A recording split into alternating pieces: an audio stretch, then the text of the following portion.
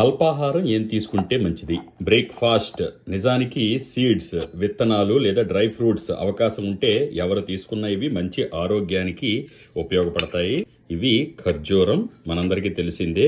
అయితే ఇందులో ఉండేటువంటి పోషక విలువలు అన్నీ కాదు.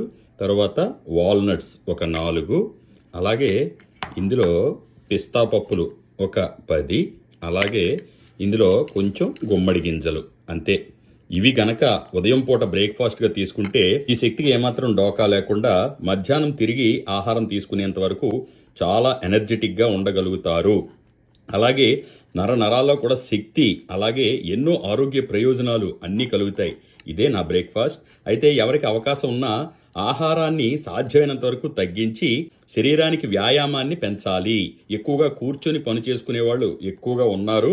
వారు ఎంత అవకాశం ఉంటే అంత లేచి అటు ఇటు తిరిగితే మంచిది. మీ పిల్లలకు స్కూల్కి బాక్స్లో పెట్టి, అలాగే మీ వాళ్లకు ఆఫీసులకు వెళ్ళే వాళ్ళకు కూడా బాక్స్లో పెట్టి ఇవి పంపించండి, తినిపించండి. బ్రెయిన్ షార్ప్ అవుతుంది.